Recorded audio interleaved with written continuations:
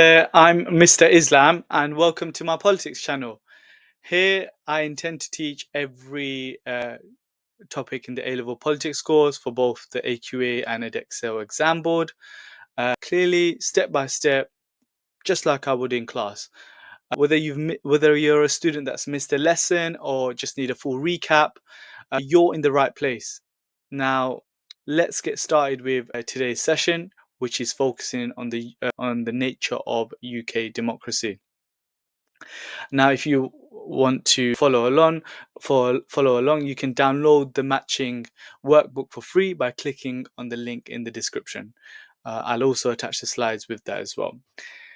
Okay, so I've split this lesson into three different parts. We're going to start by exploring the rise of UK democracy in the UK. So where did democracy originate from in the UK?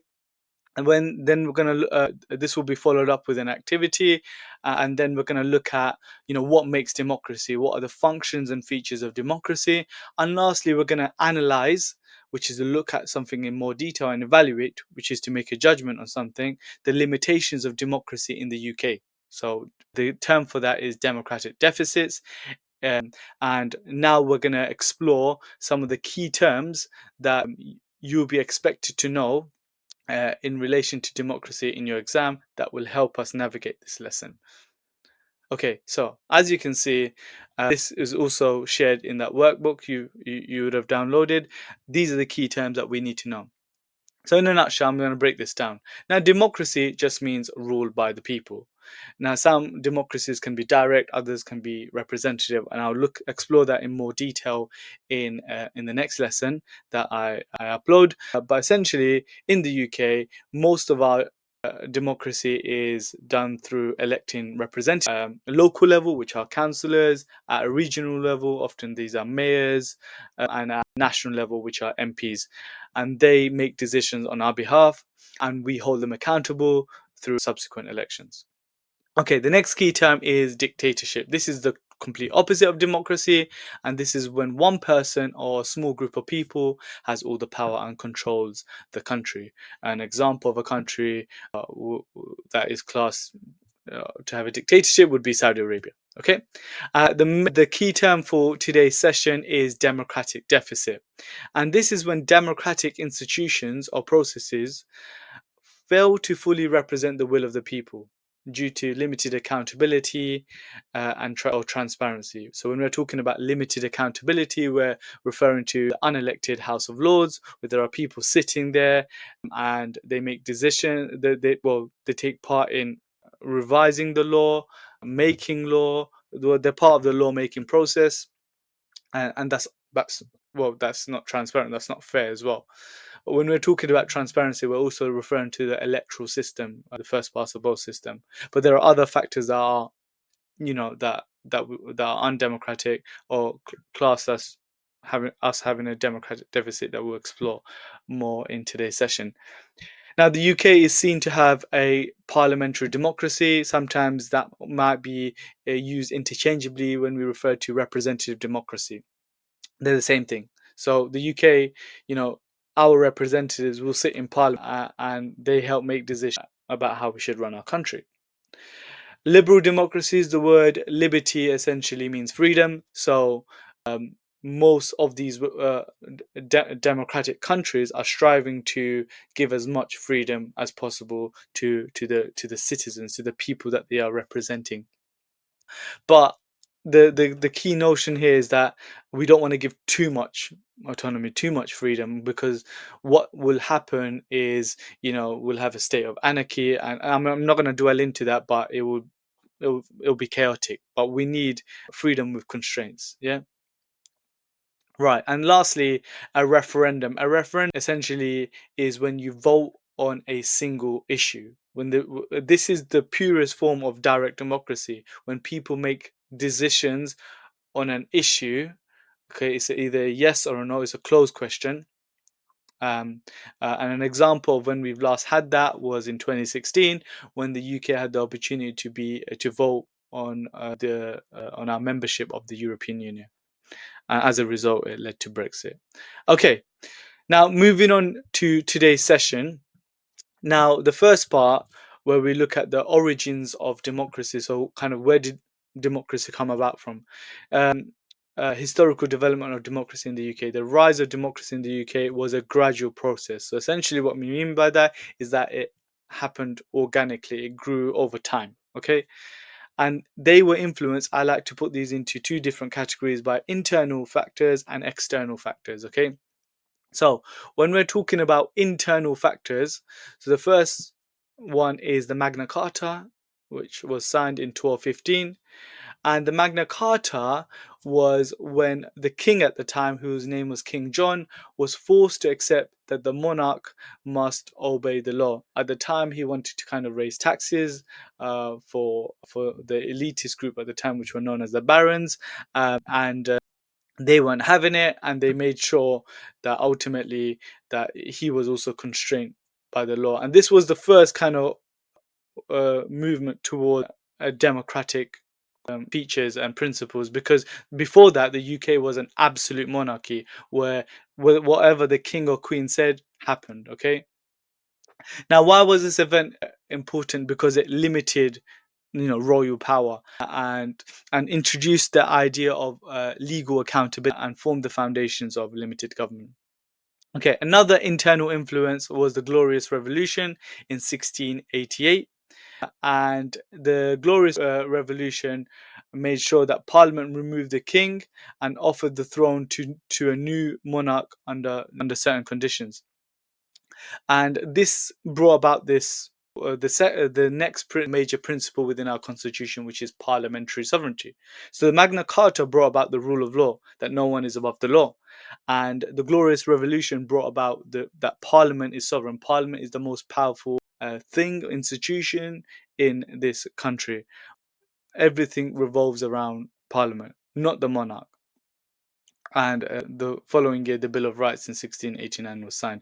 But essentially, this was a key event that kind of helped us move to become a more democratic country. The next one is referring to the Reform Acts. And this kind of feeds nicely on to the next bullet point, which is the Representation of People's Acts.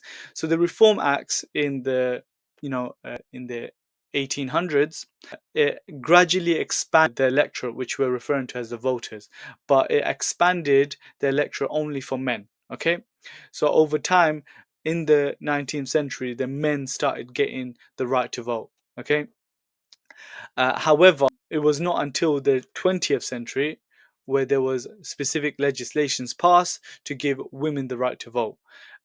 So in 1918, some women who had the ability to own property had the right to vote, but not all women. Okay, so only some women with property qualifications were able to vote. It was not until 1928 did we see women and men have the right to vote on equal terms. So women and men over the age of 21 had the right to vote in 1928. So it was referred to as the Representation of People's Act 1928. When something is an act, it's an official law. Okay. Decades later, in 1969, that's when we extended the franchise. So we lowered the voting age. When we talk about the extension of the franchise, we're talking about giving more and more people the right to vote. So we extended that right to those over the age of 18. So any man or a woman over the age of 18 had the right to vote. But only recently did the Labour government pass a legislation to give all men and women over the age of 16 the right to vote too. Okay, so it's kind of got rid of that debate where should we reduce the voting age to 16 or not. So why was this important? Because it's allowed us to achieve universal suffrage. Now all adults can vote. Whether you class people over the age of 16 adults is questionable, but they do have other rights that adults have too. Yeah. Okay, so another internal influence was devolution. This is when power has been kind of taken away from Westminster and transferred over to different countries or nations in the UK. So we've got Scotland, Wales, and Northern Ireland. Uh, so they didn't. They just they broke away that power. So they decentralized power and given some of those powers to those different governments, mini governments in those different nations in the UK, and that has broadened our democratic participation as more and more people feel like they're now being represented as a result of power being kind of broken down more kind of regional level. There's been an external influence on democracy in the UK. For example, the French Revolution in 1789, and the French Revolution overthrew. So the French overthrew their monarch and promoted these core liberal ideas of liberty, equality, elected governments. And why is it important? Because it inspired democratic ideas across Europe, including in the UK, which challenged absolute monarchy and privilege. And this is really important because it did go on to shape the thinking of traditional conservative thinkers like Edmund Burke, and it did help us kind of organically, organically grow and become the democracy that we are today. So, as you can see from this first part, what we can highlight is that the UK has moved away from a country that was ruled by a king or queen, so an absolute monarchy, to a country where we've given that power to our elected representatives, which are held accountable in a political institution, which we refer to as Parliament, which is our legislator, our lawmaking body, and every few years we will elect, every 5 years we'll elect MPs to sit in the House of Commons, which is a chamber in Parliament. Okay, so this nicely leads us on to the first activity, where from the information that we have just kind of unpacked, you're going to create a timeline of key events that has led to the rise of democracy in the UK. And what you'll see here is that this is building your AO2, where you're exploring things in a little more detail. So you're going to tell me what the event is, the date, and the significance. So this is an opportunity for you just to pause the video now and play it once you're finished. Okay, so now that you have had an opportunity to attempt this activity, here are the answers. This is what I was expecting. Okay, so the event is the Magna Carta 1215, and the significance, when we talk about the significance of something, we're talking about its importance. It limited the king's power for the first time, and it introduced the idea that even monarchs must follow the law. The next key event, we've got the Glorious Revolution in 1688, which created a constitutional monarchy. It was a parliament became more powerful than the king or queen, so it established the principle of parliamentary sovereignty. That's something that you could have added there as well. The next key event we have is the French Revolution. Remember, this is an external influence in 1789. It spread ideas like liberty, equality, and the idea that government should be chosen by the people. These ideas influenced democratic change or reform in Britain.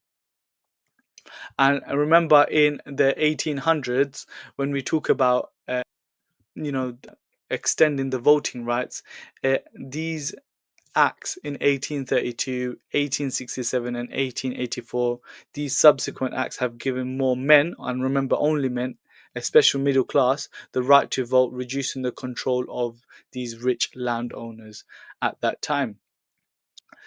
And it was not until the 20th century, so in the 1900s, where we saw in 1918 and in 1928, where we've given women the right to vote on equal terms to men.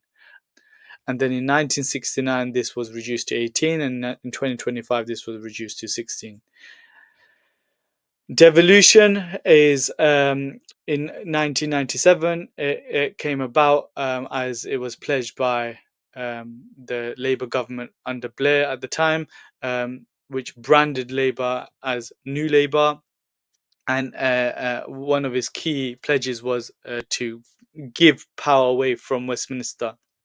decentralize that into by giving it to Scotland, Wales, and Northern Ireland, so that they can make their own decision through their own elected parliaments and assemblies.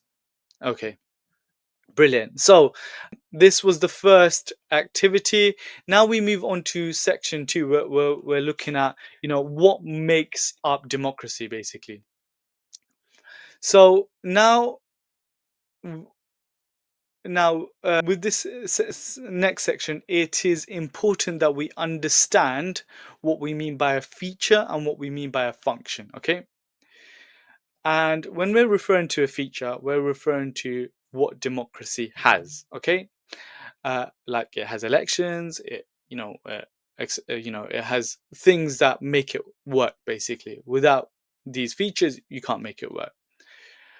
And a function is what democracy does, like making sure people are represented or leaders are held accountable for their actions. These are functions, okay? This is what allows it to function. Okay, so let's explore these in the bullet points that we have. So an election is one of the key features of a democracy is that it needs to be free. There needs to be free and fair elections. An election can't be fair if it's not free. So because of inequality in society, it needs to have both of these elements, both these areas. Now, the next one is the rule of law. No one is above the law. It needs to make sure that there's legal equality and protection of our rights. The next feature is that there needs to be pluralism, or we can refer to this as multi-party system, where this gives us choice. It gives us an opportunity to participate in different ways and hold our leaders accountable for their actions. Democracy needs to enable the protection of our basic human rights or civil liberties, freedom of speech, assembly, and association. And it needs to make sure that power is separated, the separation of powers, checks and balances within government institutions. Okay, so this is the section that I'm referring to here. Um, and what you could do here is you could come up with like an acronym to help you remember some of these features and functions. Uh, uh, Maybe FRAMS or something like that. So what you could do is free and fair elections, rule of law, active participation, the multi-party system, protection of civil liberties, separation of powers. Whatever works for you. And if you're not a big fan of acronyms, then no problem. But yeah, so these are some of the features and functions of our democracy. Now, this nicely moves us on to the next part of our session, which is activity two. So this is now an opportunity for you to pause the video and have an attempt at this activity where you're building your AO2 skills. So what you're doing here is explain why each of the following six features are important in a healthy functioning democracy. So why do we need free and fair elections? Why do we need a multi-party system? So why is it important? So remember, exploring why it's important. Protection of human rights, rule of law, separation of power, and why do we need citizens to be actively involved and participate? Okay, so have a go at attempting this activity, and once you're done, you can play this video again.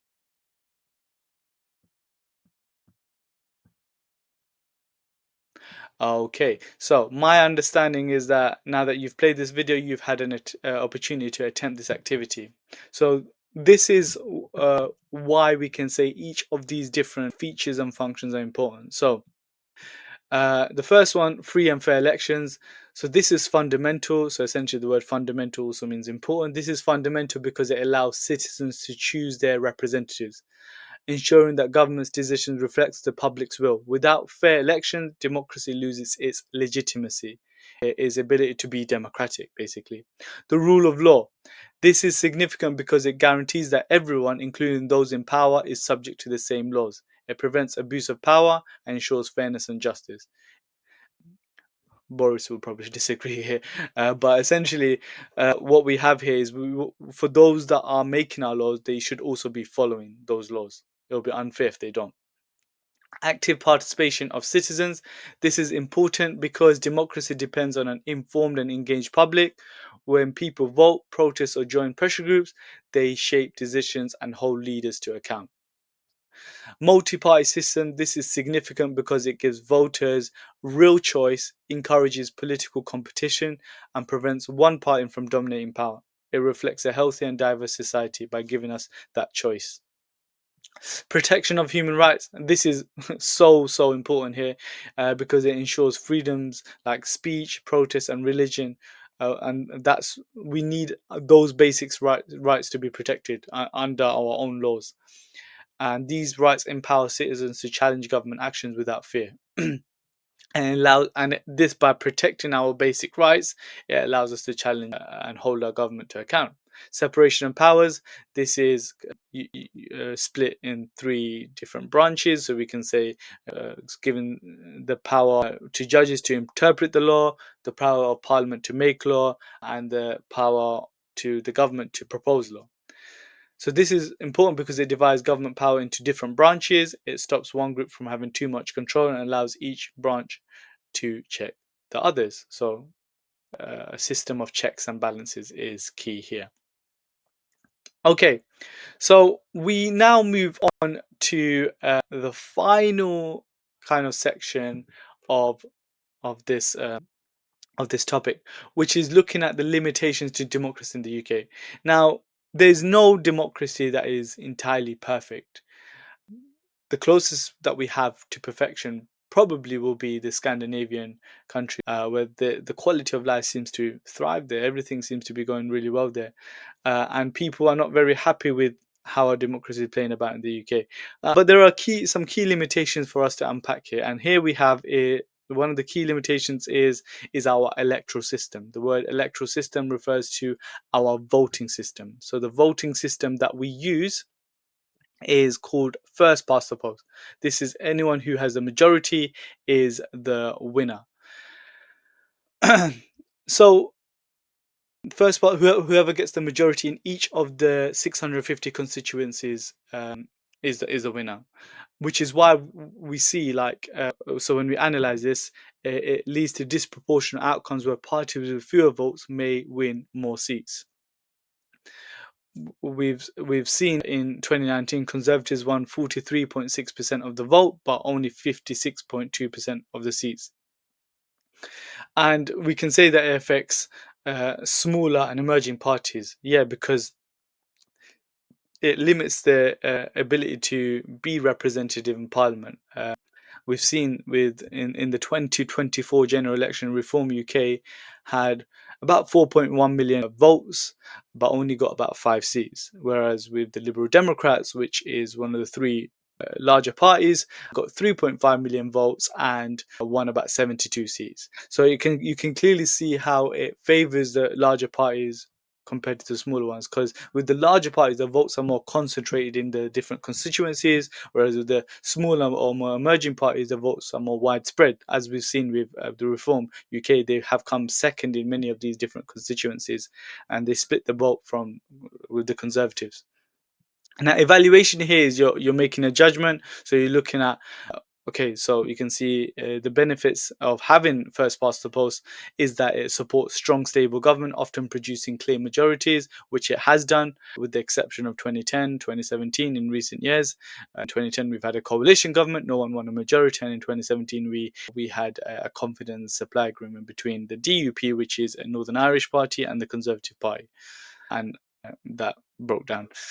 However, the critics argue that it undermines voter equality and leads to wasted votes, reducing democratic fairness. A lot of wasted votes, especially if we have a lot of marginal seats and the votes are really tightly contested in each of these constituencies. However, that's not usually the case. We have a lot of safe seats in the UK, so often the winning candidate will win by a huge margin. And people have proposed, in terms of making us more democratic, some potential alternatives could be to move to a more proportional representative system, which could offer more equitable outcomes. A proportional representative system is one where the number of votes equals the number of seats, so it's equal. What happened in 2011 was that we did have an opportunity to change our electoral system through a referendum to a system known as alternative vote. Now, it's really important that you remember this, that alternative vote is actually not a proportional representative system, is a majoritarian system. You need to hit a certain threshold for you to win, and you'll have a number of different preferences or options. So with alternative vote, you need to get more than 50% of the vote share for you to win. Whereas with first past the post, that's not really the case. You don't need that. As you can see from this example, Conservatives didn't get more than 50%. They won 43.6% of the vote. And we've seen the same thing in 2024 with Labour, who have won a huge landslide, 412 seats, but got 33.7% of the vote share. So that's really important to factor in, that in 2011, when we did have an opportunity to reform our electoral system, our voting system, people would say that wasn't fair because the voting system would have not ultimately given the smaller emerging parties uh, any benefit to kind of get more of the seat share. Okay, another limitation, and this is a very common one, is the unelected House of Lords. Now, the House of Lords, okay, the people that are sitting there are known as peers. And there are different types of peers. Most of them are now life peers, but we still have 92 hereditary peers. We have bishops and archbishops. So there's roughly around 800 members in the House of Lords, and it's seen as a revising chamber, but most of the people sitting there are appointed, not elected. And that's what makes it kind of undemocratic, because they get to kind of polish up the law, delay laws, prevent the government from getting what it wants, and they don't have that democratic legitimacy. The lack of election raises questions about the legitimacy of its role in lawmaking. However, people have said they bring in expertise because often these people are retired from their sectors. We've got retired lawyers, doctors, entrepreneurs, even maybe teachers as well. But the fact that it's unelected is the reason why it's classed as having a democratic deficit. So the evaluation here is that it provides expert review and less partisan scrutiny of legislation. So they're less focused on elections and more focused on policy. Whereas the disadvantage is that there's a lack of accountability to the public, which challenges the democratic principle. Some say that we should reform it. Others are more radical and wants to completely abolish it. Um, so again, this is a food for thought, something for us to kind of discuss whether we should maybe reform it or whether we should ultimately abolish it. So we move on to the next one. The next limitation is party whips. Okay, uh, these are so these are MPs. So party whips are MPs are often bound by party, and so MPs are often bound by party whips to vote in line with party policies, reducing independence. So MPs are often pressured to vote along party lines, even if it goes against what their local constituents wants, and this limits their independence. There are theories of representation that you could kind of bring in here. We've got the delegate representation. So we've got different forms of representation, but you want to ask yourself this one question: could reducing the party of party whips allow MPs to represent the people who elect them more effectively, or will they just go and follow their own judgment, because we've elected them? By having party whips, the limitation here is that there's an impact on representation. It can restrict MPs from representing their constituents' interests when they conflict with party lines. And political stability is the opposing view. So, however, this system ensures party discipline and stable governance. By having MPs kind of vote in line with their political party, it allows for our laws to be passed through. Otherwise, MPs will vote however they want, and we'll have constant parliamentary gridlock. So By having party whips, it helps maintain party cohesion and efficient decision making.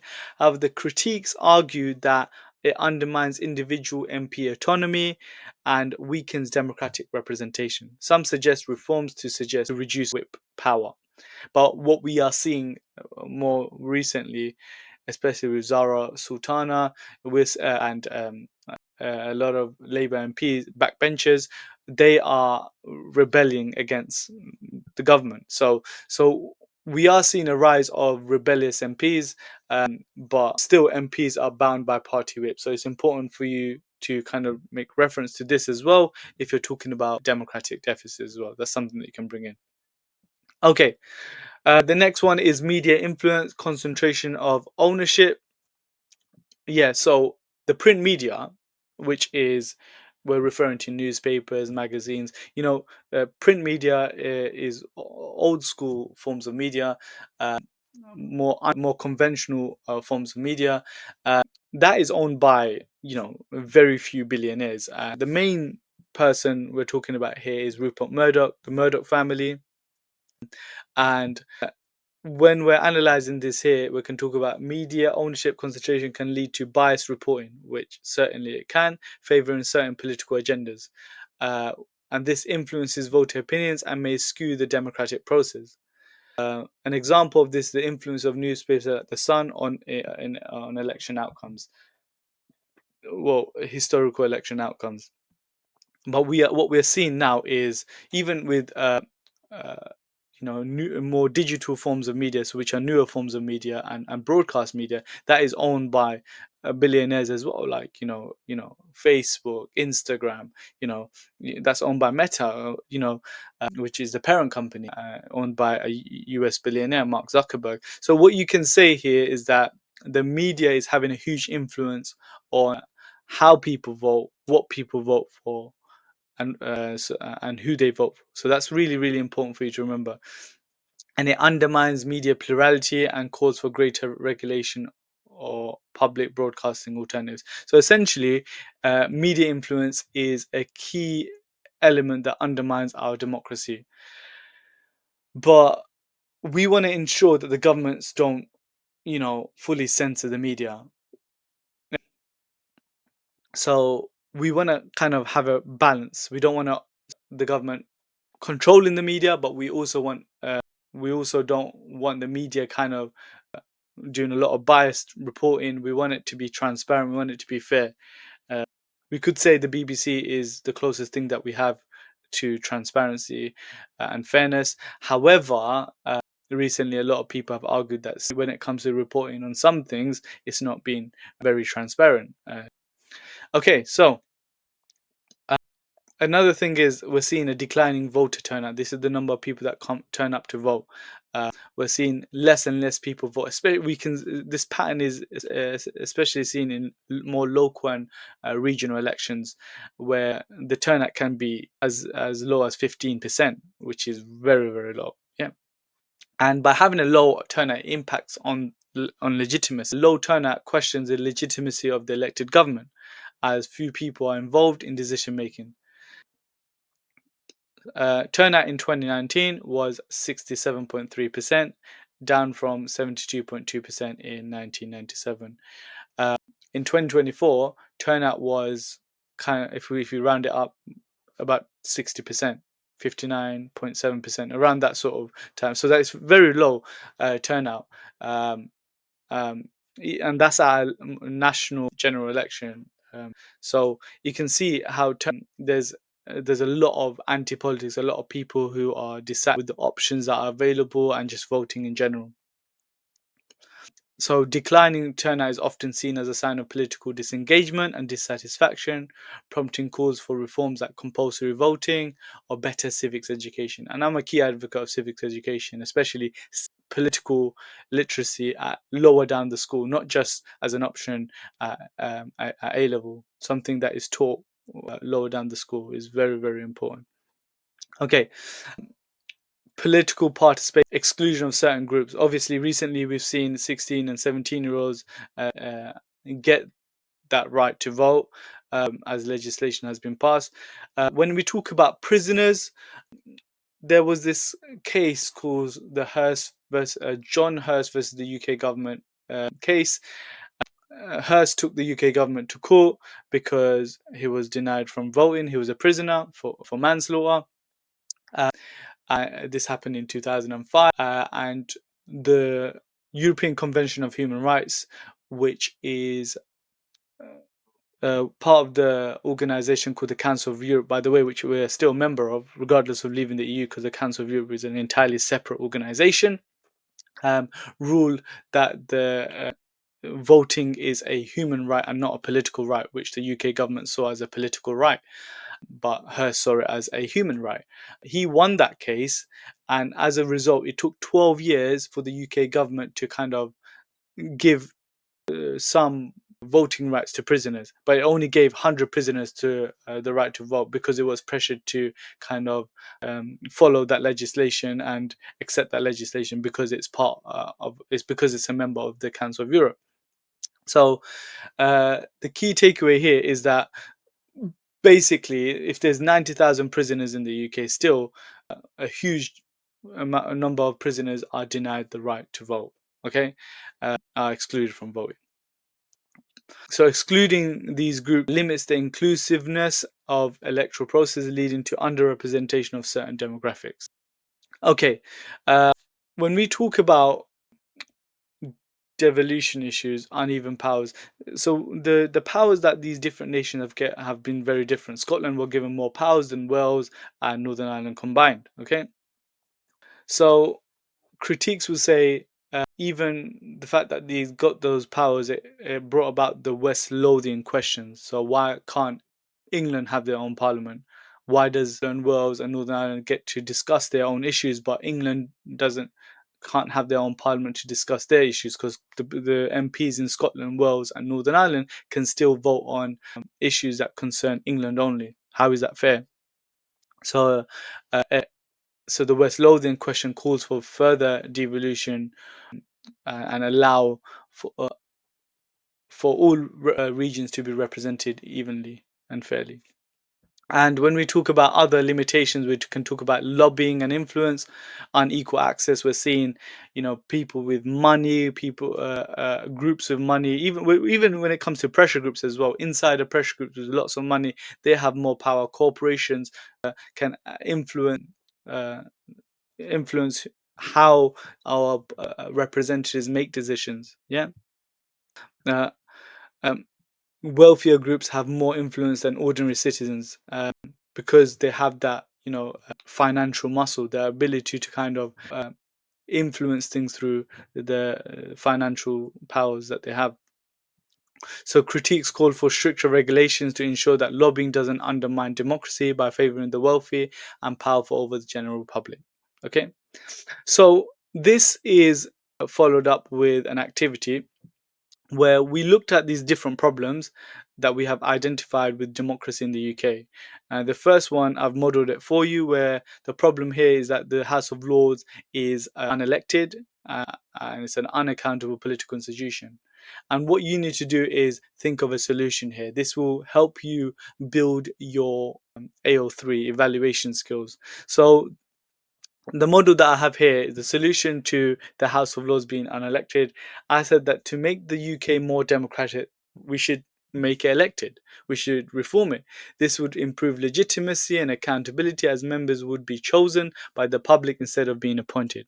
While some say the Lords bring useful expertise, an elected chamber would still include experts and reflect the people's views. Therefore, electing the Lords would reduce the democratic deficit. So that's the key political vocabulary to use, and make the system fairer. And this will put us in line with like other democratic countries like the US, where in Congress we have two elected chambers. We have the House of Representatives and we have the Senate. And we could do the same in the UK. Why are we any different? So this is an opportunity for you to pause the video. Okay, so below what you have is other problems that have been identified with democracy in the UK. For each of the problems, describe what you would do to improve that element of democracy. So we have party whip limits MPs' independence and weakens representation of constituent interests. There is insufficient political participation in the UK. General elections are too favorable to the two largest parties, the Conservative and Labour Party, etc. So have a go at doing the rest, and when you're done, you can click play. Okay, brilliant. So my understanding is that you have had an opportunity now to do all the activities. Now we need to explore exam questions that are related to this topic that we have just unpacked. And for students who wish to look at the past exam questions for paper one, for AQA students you can click on this link, and for Edexcel students you can click on this link, which will give you a question database of all the questions. But the question got one source question here from Edexcel exam board. This is a source question that is related to this topic, which is about democratic deficit. And this is the source. And then we've got two non-source questions. In Edexcel, usually these are 30 markers. So, the stuff that you learn about UK politics would usually be like a 30 marker. In AQA, you will have a 25 marker. And the approach that you take is the same. So these are two non-source questions, but very, very similar sort of questions. But if we just focus specifically just on the source question here. So here the question is, using the source, evaluate, which is to make a judgment of something, the view that the UK has a democratic deficit, which is a 30 marker. This was asked in June 2023. In your response, you must compare and contrast different opinions in the sources, examine and debate these views in a balanced way, analyze and evaluate only the information presented in the sources, and only is highlighted in bold, and this is key for you here, okay? Let's start off by looking at some of the common pitfalls and how to avoid them. When you're answering an extract question, guys, you need to have a look here.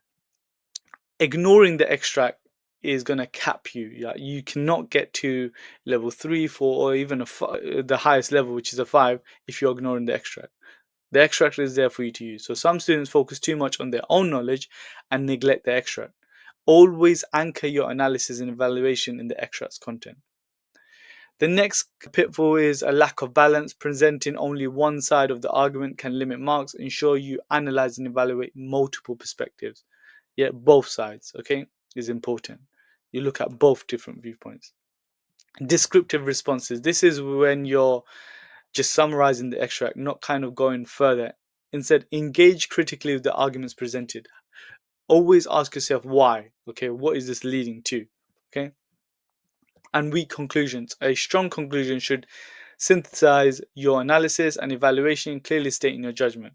Now, your judgment shouldn't be something that you just put in your conclusion. It should be weaved throughout your whole essay. Okay.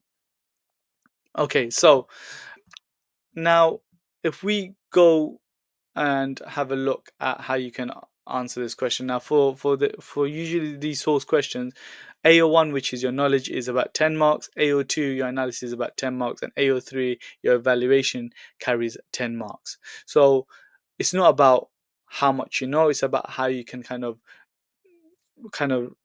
talk about three different things in detail and give your judgment on it. You're trying to convince the reader why your judgment is better than the opposing judgment. Okay, so when you are doing a introduction, okay, you want to start off by, I call it a DOD intro. Okay, so a DOD refers to, well, deciding, okay, deciding where you stand, deciding whether you agree, what part of the extract you agree with, okay, deciding on what part of the extract you agree with. Now, the reason why I say this is because in the extract you're going to have different perspectives. Usually these sources will have different viewpoints, and your job is to pair arguments together and analyze it and evaluate it in three chunky paragraphs, okay? But we'll touch on that in a second. The next bit in your introduction, which is all I'd refer to as an overview. So the first part I said you need to decide where you stand, and the second part is overview and definition, uh, which is desirable but not essential. Okay, so the overview essentially mention the extract presents argument for and against. Mention the arguments that are kind of presented. And if you're going to define something, which you don't have to, but it shows the examiner you understand the kind of thing that you're discussing and debating on, which is about democratic deficit. I'll define democratic deficit. And here's an example introduction.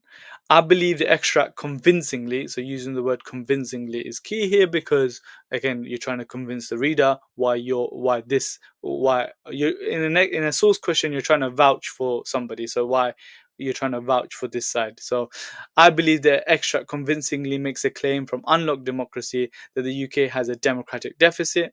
It highlights examples like the unelected House of Lords, wasted votes, and low voter turnout as signs of weakened representation and accountability. A democratic deficit, this is my definition, exists when political institutions or processes fail to fully represent the will of the people due to issues like lack of transparency, unelected powers, or unequal influence. Okay, you can shorten this introduction too. Okay, so if we scroll down, and I can give party choices that are available, and this is ultimately leading to disengagement. Okay, so I've highlighted that you need to have an introduction and aim for three chunky paragraphs, and in each of your paragraphs, what you want to be doing is you want to be um, you want to be showing what your convincing argument is and what part is unconvincing. So you're pairing like you're highlighting six things, 6 points, and it needs to be paired. So two in the first paragraph, two in the second, two in the second. So three chunky paragraphs, and that's essentially what you're doing in your main in your main body. Now, in your conclusion, this is like your AO3 juggernaut. This is where you're going to pick up your evaluative marks. Okay, and you want to not give no new information. You just want to summarize your findings, summarize the information that you have just kind of laid down. So here you could say, in conclusion, I believe the evidence presented clearly supports the view that the UK continues to suffer from a democratic deficit. Now, this is not something new that I'm saying. This is supporting the previous judgments that I've made throughout the body of my essay and in my introduction. And here I'm summarizing what I've just said. So, firstly, this is supported by my first point, which highlights that the UK has an unelected second chamber. This point is convincing because important legislative influence lies with individuals who have never been chosen by the electorate. So, this is stuff that I've said in my first chunky paragraph. In my second chunky paragraph, I said first past the post is the main cause of why the UK suffers from a democratic deficit. This point is supported by the judgment that it reduces representation due to wasting votes and neglecting the will of the people. So the second one is about the electoral system. Okay, and rather than saying thirdly, my third chunky paragraph, I said the UK suffers from a democratic deficit because of disengagement and participation in conventional forms like voting and joining a political party, largely because there's a low voter turnout. This is supportive of the judgment that we are seeing a huge decline in voter engagement across all elections taking place in the UK, whether that be national, regional, or local ones. Okay, and again, this is like highlighted in my third chunky paragraph. So that's essentially what I'm doing. I'm relaying the points that I've made and supporting with the evidence that I've provided. So this is substantiated. Okay, and lastly, this is you know not essential but desirable. You want to have a final sentence in your essay that kind of leaves a taste in like the reader's mouth. Essentially what you're doing here is convincing the reader why your judgment is better. So you could maybe give a prediction for the future, or it could be end with rhetoric or anything that kind of um, you know leaves the reader thinking about your essay. Why is your one better than other essays? Why is your argument more convincing, or the argument that you're vouching for more convincing? In the future, we may see a continuing trend of decline and the UK suffering from a democratic deficit, largely because of a lack of political literacy in our educational system, preventing 16 and 17-year-olds from getting the information they need to make informed choices. Okay, brilliant. This is what you should be aiming for to have a really good um, conclusion. Okay, this is substantiation. Thank you so much for hearing me out today. This is my first of many YouTube videos. If you found this helpful, please like, leave a comment, um, and fill in the Google form as well, telling me kind of what sort of content that you want to see, so that I can tailor these videos towards your needs. Thank you and take care.